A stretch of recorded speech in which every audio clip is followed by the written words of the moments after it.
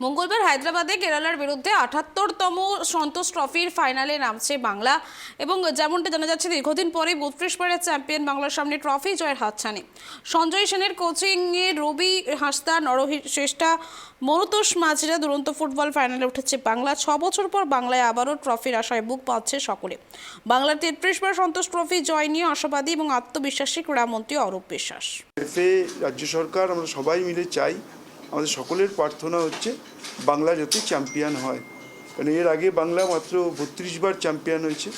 এটা ৭৮তম সন্তোষ ট্রফি, তার মধ্যে আমরা ৩২ বার চ্যাম্পিয়ন হয়েছি, ১৪ বার রানার্স হয়েছি।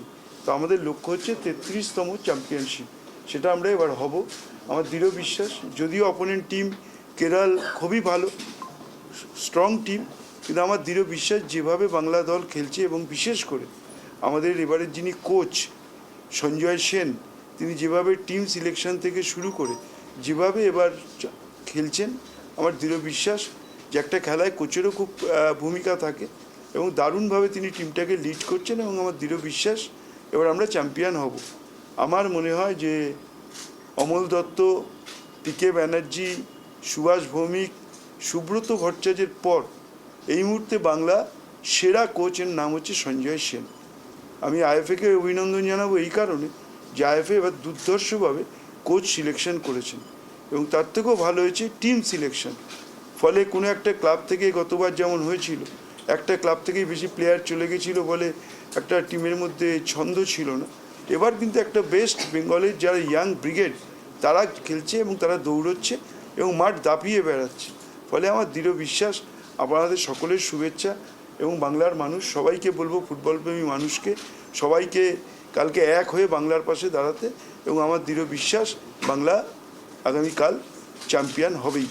সঞ্জয়, আমি বলছি কালকে প্লেয়ারদের বলো মাঠে গিয়ে 100% দিতে, প্লেয়াররা পরিশ্রম করুক। যেভাবে খেলছে এই টিম, এত ভালো খেলা প্রত্যেক দিন আমরা দেখেছি। ব্যালেন্স টিম তোমার সিলেকশন তো মানে কোনো কথা হবে না, আর তোমার বুদ্ধিমত্তা নিয়ে আমাদের কারুর কোনো প্রশ্ন নেই।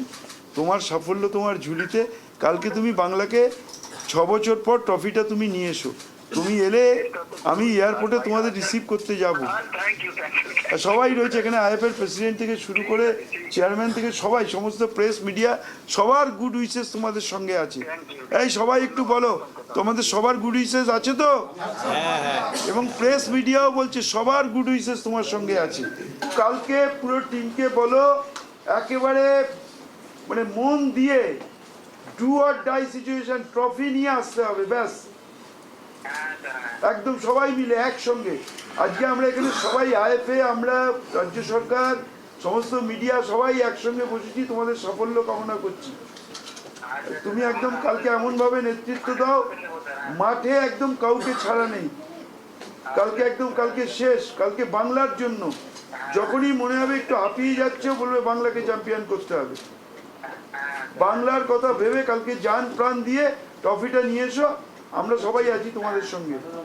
আমাদের সরকার, আমাদের মুখ্যমন্ত্রী মমতা ব্যানার্জি সবাই তোমাদের সঙ্গে আছেন, সবার গুড উইশেস তোমাদের সঙ্গে আছে, ঠিক আছে? ডার্বি আমরা প্রায় 25 দিন আগে আমাদের পুলিশের তরফ থেকে জানিয়ে দেওয়া হয়েছে যে তখন গঙ্গাসাগর আছে, ফলে আমাদের পক্ষে পুলিশ অ্যারেঞ্জমেন্ট করা সম্ভব নয়।